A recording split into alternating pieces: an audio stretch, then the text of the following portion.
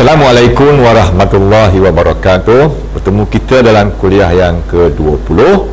Masih lagi berkaitan dengan PSO, tapi hari ini kita bicara soal pelan operasi dalam PSO. Kita gunakan OPPM. Apa itu OPM? One Page Project Manager. Baik. Sebelum itu saya nak ingatkan, jangan lupa subscribe and like video-video saya ini. Baiklah tuan-tuan sekalian, kita bergerak kepada One Page Project Manager sebagai pelan operasi dalam PSO. Okay. Apa itu One Page Project Manager? Satu tool yang diguna untuk menggambarkan perancangan sesuatu projek, istilah projek di sini ya, dalam satu muka surat sahaja. So, satu projek, satu OPPM ada dalam satu muka surat sahaja. Apa yang ada dalam satu muka surat itu? Ada 6 elemen semuanya. Apa dia? Yang pertama, aktiviti atau inisiatif. Kita akan senaraikan apakah aktivitinya, apakah inisiatifnya untuk mencapai projek berkenaan, untuk mencapai matlamat ataupun KPI projek berkenaan. Ini dia aktiviti-aktivitinya, bermula pada mesyuarat sampailah kepada penambahbaikan. Okey. Elemen yang kedua ialah tanggungjawab. Siapa yang dipertanggungjawabkan kepada projek itu? Siapa pengurus projeknya? Siapakah ranking yang dipertanggungjawabkan? A, orang pertama dipertanggungjawabkan. Siapa? B, orang kedua dipertanggungjawabkan. Siapa? C, orang ketiga dipertanggungjawabkan. Siapa? Itu semua kita akan tentukan nanti dalam OPPM. Yang ketiga, masa, timeline. Bila dia bermula, bila dia berakhir. Mungkin ikut bulan, mungkin ikut minggu, tapi tempohnya setahun sahaja. Jangan lebih daripada setahun. Sama seperti mana pintas tadi, tak lebih dari setahun. Okey, baik. Seterusnya ialah kos. Kita kena nyatakan berapa banyak kos yang diperlukan. Seterusnya ialah ETR, KPI, apa yang kita nak capai, target kita macam mana. Akhir sekali, objektif dan juga sasaran. Kepada siapa projek ini nak disasarkan? Kepada siapa setiap aktiviti tadi nak disasarkan? Semuanya tergabung dalam satu muka surat yang kita panggil sebagai One Page Project Manager. Okey, saya sebutkan tadi, dalam perancangan strategik PSO, OPPM berada di peringkat pelan operasi.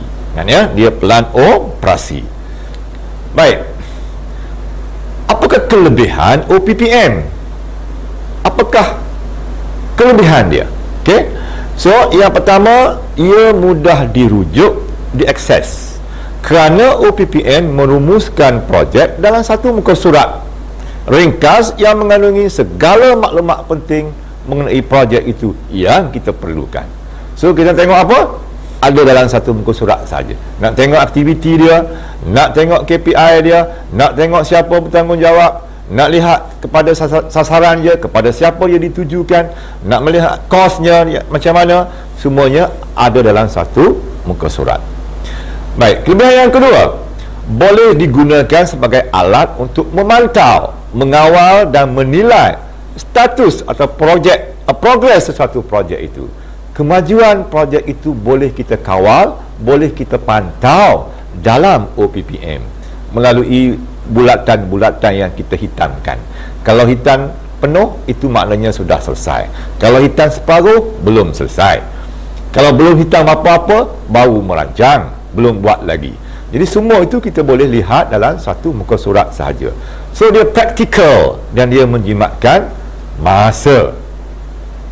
Yang ketiga, dia boleh dikongsikan bersama dengan pihak pengurusan dan juga dengan ahli kumpulan yang lain. Dengan stakeholder pun kita boleh kongsi, dengan rakan pengurus pun kita boleh berkongsi, dengan pihak yang dipertanggungjawab pun kita boleh berkongsi. So, dia tidak jadi masalah untuk kita bina perkongsian itu berdasarkan pada OPPM. Baik. Jadi timbul persoalan sekarang ni, berapa banyak OPPM yang perlu dibuat? Kebanyakan sekolah tiada prima timbul soalan ini. Berapa banyak nak buat OPPM ini? Prinsipnya mudah. Satu projek, satu OPPM. Jadi kalau sekolah itu ada 20 projek yang dia nak buat, maka kena ada 20 OPPM. Itu asasnya. Campur satu OPPM PGB punya yang menggabungkan keseluruhan projek. PGB dia ada satu saja OPPM dia, tapi dalamnya mengandungi semua projek-projek yang dirancang oleh guru-guru di bawahnya, yang dirancang oleh GPK-nya. Jadi kalau 20 projek campur dengan PGB punya satu, maka ada 21 OPPM semuanya. Kalau sekolah itu merancang 10 projek, ada 10 OPPM campur dengan PGB satu, jadi 11 OPPM semuanya. Jadi saya harap terjawab ya konsep itu. Cuma kita kena ingat prinsipnya, satu projek, satu OPPM. Baik. Peringkat pembinaan OPPM. Langkah-langkah nak bina OPPM ini nak buat macam mana? Pertama, OPPM PGB dimiliki oleh pengetua dan guru besar sebagai penyelia CEO projek. Maknanya dia atas lagi daripada pengurus projek. Setiap projek diuruskan oleh guru-guru yang berbeza, tapi PGB memiliki semua projek tersebut. Sebab apa? Sebab dia adalah CEO. Sebab tu dia kena ada satu projek khas, satu OPPM khas untuk dia yang menggabungkan semua projek tadi. Dalam OPPM PGB, ia mengandungi semua projek yang dirancangkan di peringkat sekolah dan dihimpunkan dalam satu muka surat saja. Inilah yang boleh kita bannerkannya, yang boleh kita letakkan di dinding, di mana-mana tempat yang sesuai untuk akses, dan mungkin kita boleh memantau projek tersebut yang telah kita paparkan di dinding tadi. Dialog prestasi boleh kita buat di situ berdasarkan kepada OPPM yang telah kita bannerkannya, buat besar-besar, letak kat dinding. Yang mana? Yang PGB punya. Baik.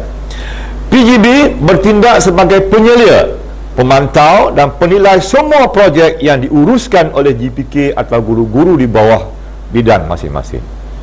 Guru-guru GPK bertindak sebagai pengurus-pengurus projek bagi projek-projek yang dijalankan oleh masing-masing lah.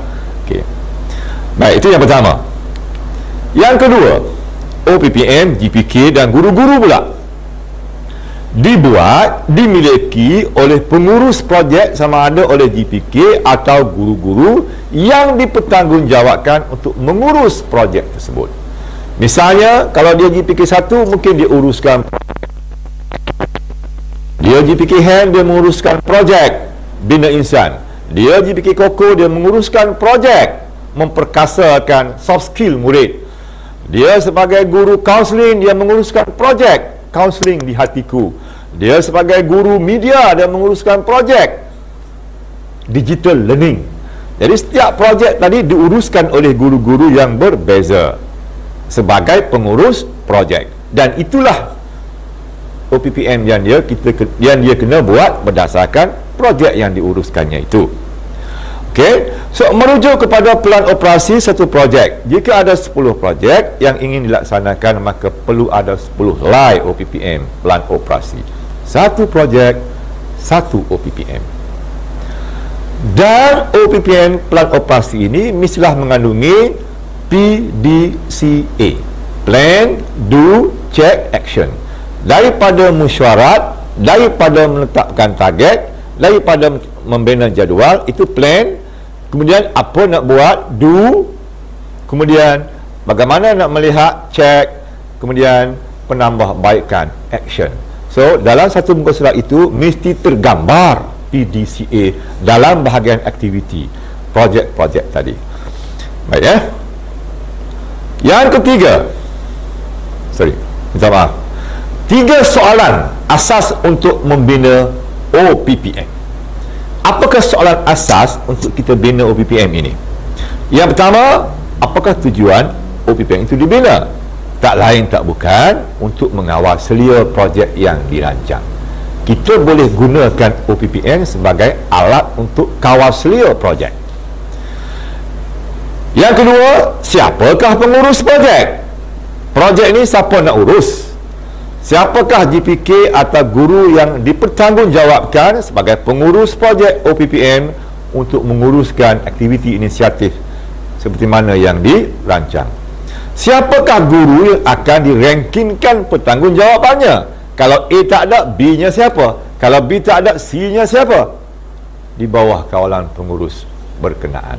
So, ini dulu kita kena tentukan. Okey? Kemudian barulah pergi kepada siapakah sasarannya. Projek ini, inisiatif ini, aktiviti ini ditujukan kepada siapa? Siapakah sasaran bagi setiap aktiviti inisiatif dalam OPPN tersebut? Guru atau murid? Atau kedua-duanya? Sasaran perlu dikelompokkan micro scale supaya ia mudah dikawal selia. Kalau murid yang macam mana? Murid yang kohort mana? Murid yang markahnya di mana? Murid yang lemah, murid yang sederhana, murid yang cemerlang. Atau kalau murid yang tak hadir yang macam mana? Tak hadir tegar, tak hadir secara cheat small. Ini sasaran-sasaran yang kita kena tentukan dalam OPPM. Baik, saya akan pendetailkan satu persatu 6 elemen dalam OPPN tersebut. Okey, elemen yang pertama adalah inisiatif ataupun aktiviti, iaitu semua jenis inisiatif, aktiviti atau strategi yang dirancang akan disenaraikan dalam OPPN tersebut. Aktiviti mestilah sepadan dengan sasaran ataupun objektif, dan dia mesti menggambarkan PDCA, Plan, Do, Check, Action. Aktiviti itu sendiri, ya, penyenaraiannya mesti menggambarkan PDCA supaya semua peserta kita faham tu nanti. Baik, objektif ataupun sasaran, kepada siapakah sesuatu inisiatif, aktiviti itu hendak disasarkan? Satu aktiviti boleh melebihi satu sasaran. Sasaran bersifat mikro. Nanti kita akan tunjukkan dia punya sasaran itu kepada siapa. Yang ketiga, penetapan target akhir atau itiat dan KPI yang ingin dicapai dalam projek yang dirancang.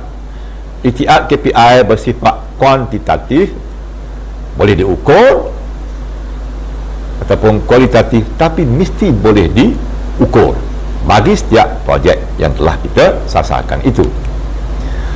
Baik, yang keempat, tanggungjawab. Kepada siapakah sesuatu inisiatif projek itu dipertanggungjawabkan? Pertanggungjawaban ini disusun mengikut ranking.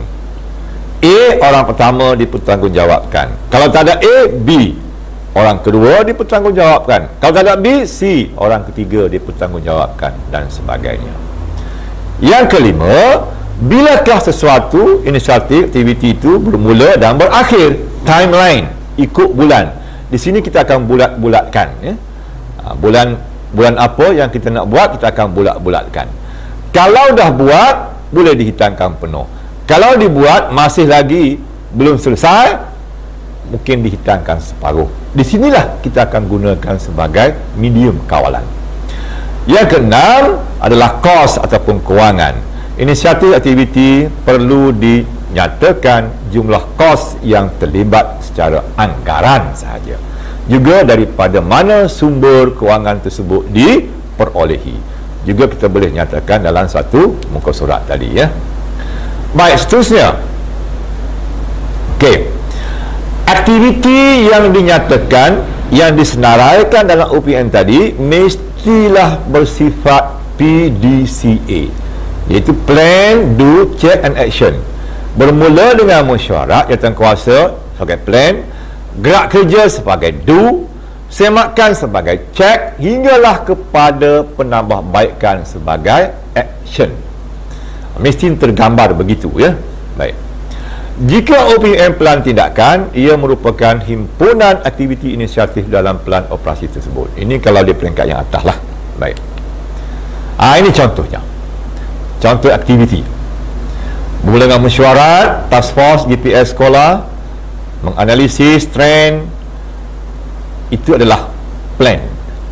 Masuk saja PDPC terbeza, PDPC blended learning, kelas tutorial dan tuition, latih tubi berfokus kebat, seminar, ujian pengesanan, bimbingan pementoran, dialog prestasi. Itu adalah do.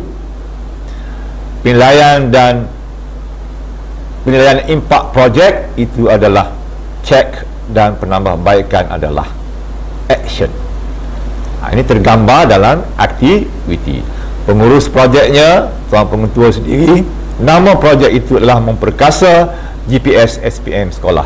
Tarikhnya bila? Bermula 20 Januari hingga 30 November 2021. Okey, bidang keberhasilan, bidang fokusnya adalah guru berkualiti. Itu satu, saya ambil sekat-sekat dulu sebelum saya gabung. Baik. Plan.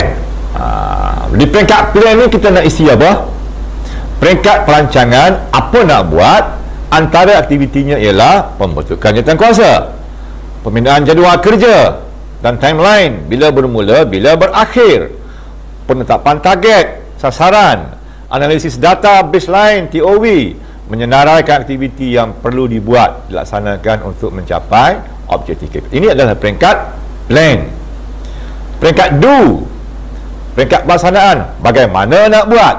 Kalau plan tadi apa nak buat, do ni pula bagaimana nak buat. Pelaksanaan kerja di lapangan bagi mencapai objektif. Contohnya perbengkelan, seminar dan camp, PLC, PLN, Professional Learning Network, kelas tuition, kelas pengukuhan, kelas pengayaan, klinik mata pelajaran, ziarah cakna kalau kita buat untuk kehadiran, bimbingan dan mentoran dan lain-lain. Apa yang, bagaimana kita nak buat, itu di peringkat do. Setiap projek dinyatakan bagaimana nak buat. Okey, cek pula peringkat semakan kemajuan dan juga impak projek. Boleh dilaksanakan melalui dialog prestasi, soal selidik, ujian pengesanan, analisis data pencapaian semasa dibandingkan dengan ETR ataupun KPI. Ini di peringkat check. Okey, akhir sekali adalah peringkat action, iaitu susulan, what's next. Penambahbaikan yang kita nak buat akan datang macam mana? Ini kita panggil sebagai action, tindakan susulan. Penambahbaikan untuk capai KPI, pengubah suaian projek jika perlu. Jika tak berjaya, jika gagal, kita perlu ubah suai. Mungkin kita perlu gugur dan sebagainya. Dan yang paling penting di peringkat action ini ialah sharing, perkongsian inovasi dan juga amalan terbaik. Kita kongsi amalan terbaik kita dengan orang lain. Ini semua termasuk di bawah action. Jadi PDCA inilah perlu digambarkan dalam OPPN kita nanti. Okey. Langkah-langkah seterusnya bagi membina OPM ini ialah menyatakan objektif ataupun sasaran. Apa dan siapa? Apa objektifnya? Siapa sasarannya? Objektif adalah berkaitan dengan apa yang hendak dicapai bagi setiap aktiviti yang telah disenaraikan dalam langkah yang pertama tadi. Manakala sasaran pula ialah siapakah, kepada siapakah aktiviti itu perlu ditujukan. Namun begitu, kedua-duanya masih lagi bersifat umum yang belum boleh diukur. Bersifat umum di sini maksudnya belum boleh diukur. Ini contoh sasaran dia. Okey. Mula dengan SIC, contohnya pengetua GPK itu siapa? Setiap aktiviti itu kita sasarkan, kita tik, kita tandakan. Maknanya aktiviti yang pertama kita sasarkan kepada siapa? 1, 2, 3, 4, 5. Ada 5 sasaran di situ yang pertama. Yang kedua, kita sasarkan kepada siapa pula. Yang ketiga, kepada siapa pula. Begitulah seterusnya ya. Jadi kalau tuan-tuan lihat di situ, ada boleh melebihi daripada satu sasaran. Tandakan saja. So kita tahu kepada siapa dia ditujukan. Baik. Itu peringkat sasaran. Seterusnya, okey, peringkat menyatakan KPI. Kita mesti nyatakan KPI yang kita nak capai bagi projek itu. Targetnya apa? Spesifik dan mesti boleh diukur, dicapai ya. Spesifik boleh diukur, itu penting dalam konteks KPI. Yang keempat, plotan masa, timeline. Bila nak bermula, bila nak berakhir. Kalau kita bulat kosong, itu akan dibuat. Kalau kita bulat dan hitam separuh, dia sedang dilaksanakan. Kalau hitam pula penuh, dia telah siap sepenuhnya. Okey, itu untuk aktiviti. Bulan berapa? Contohnya, kalau kita nak buat mesyuarat bulan Januari, katakan. Sekarang dah bulan 5. Okey, bulan Januari adalah mesyuarat. Mungkin sudah berlaku. So, kita hitamkan penuh. Maknanya kita tahu dia sudah pun laksanakan mesyuarat. Okey. Begitulah seterusnya ya. Jadi ini semua kita tandakan, kita bulatkan di dalam borang itu nanti. Ini KPI dia. KPI yang mesti boleh diukur dan dia adalah spesifik ikut tahap murid ya. Ikut tahap markah murid dan berbagai lagi lah yang kita boleh susunkan secara spesifik untuk KPI tersebut. Okey, seterusnya ialah ini yang saya sebutkan tadi, yang kita bulat-bulatkan. Setiap aktiviti tadi kita bulat-bulatkan ikut bulannya. Mesyuarat nak buat bila, analisis data nak buat bila, PDPC terbeza tu setiap bulan dia berlaku, kita bulatkan semua setiap bulan. Kemudian PDPC blended learning pun sama, setiap bulan dia berlaku. Latih to be, bukan setiap bulan dia berlaku. Okey, itu semua kita tandakan bila kita nak buat. Bulatkan itu bila kita nak buat. Bila dah buat, siap, hitam penuh. Kalau buat belum siap, hitam separuh. Inilah yang dikatakan sebagai kawalan terhadap aktiviti yang kita senaraikan tadi. Bila nak buat, di mana, okey, dah buat ke belum dan sebagainya, dah siap ke belum dan sebagainya. Okey ya, itu adalah aktiviti. Baik, so kita kaitkan aktiviti dengan dia punya kemajuannya nanti ikut bulan. Langkah yang kelima, menyatakan tanggungjawab. Siapa yang bertanggungjawab kepada setiap aktiviti yang kita senaraikan tadi. Kita gunalah petunjuk. Yang paling mudah ialah petunjuk ABCD. A itu siapa? Orang pertama yang dipertanggungjawabkan. B itu siapa? Orang kedua yang dipertanggungjawabkan. C itu siapa? Orang ketiga yang dipertanggungjawabkan dan seterusnya. Orangnya siapa? Kita akan tengok jadualnya nanti ya. Okey. Yang kedua, kos belanjawan. Mengambil kira anggaran kos yang diperlukan untuk semua aktiviti tersebut. Berapa banyak diperlukan dan sumbernya di mana. Okey. Itu kos ya. Ini contohnya. Kelas tutorial berapa kosnya, T2B berapa kosnya, dialog prestasi berapa kosnya, dan di mana sumber tu nak diambil, daripada PIBG ke, okey, daripada sumbangan dan sebagainya lah. Inilah dia rupa gaya OPPN yang lengkap, yang penuh. Okey, kalau tuan-tuan lihat di situ, semua elemen yang saya sebutkan tadi, ke-6-nya tergambar di dalam satu muka surat ini sahaja. Okey, itu yang kita panggil sebagai one manager. Mudah kan? Jadi tak seperti dahulu kita banyak helai kita kena buat, tapi hari ini kita hanya menggunakan satu muka surat sahaja. Apa yang saya ceritakan tadi kita gambarkan, kita zahirkan dalam satu muka surat seperti itu. Okey, ini satu contoh. Okey, saya pergi lagi contoh-contoh OPPN. Ini contoh yang kedua, projek yang berbeza ya. Okey, saya gambarkan saja, tuan-tuan tengok di situ. Okey, elaborationnya nanti tuan-tuan akan boleh lihat dalam topik-topik yang lain lah. Alright. Contoh yang ketiga, contoh yang keempat, contoh yang kelima, akhir sekali rumusan. Okey, jadi kena ingat satu projek, satu OPPN. Okey, jadi rumusan dalam rancangan strategi ini Kita ada yang pertama, pelan strategi. Apa dia? Pelan perancangan jangka panjang untuk 3 hingga 5 tahun. Yang kedua, pintas. Pelan intervensi transformasi sekolah. Pelan perancangan jangka pendek. Berapa lama? 1 tahun. Sebagai pelan taktikal. Yang ketiga, OPPM, One Phase Project Manager. Sebagai apa? Sebagai pelan operasi. Jangka masa pendek juga, mungkin minggu, mungkin bulan, mungkin tahun. Jangan melangkau tahun. Okey, sebagai pelan operasi. Jadi pintas dengan OPPM ini akan kita semak, akan kita nilai setiap tahun.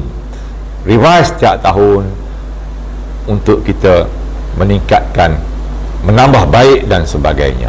Jadi saya rasa cukuplah sekadar itu untuk kuliah OPPM. InsyaAllah tuan-tuan boleh teroka lagi OPPM ini dalam siri-siri yang akan datang. Sekian, wabillahi taufiq, wassalamualaikum warahmatullahi wabarakatuh.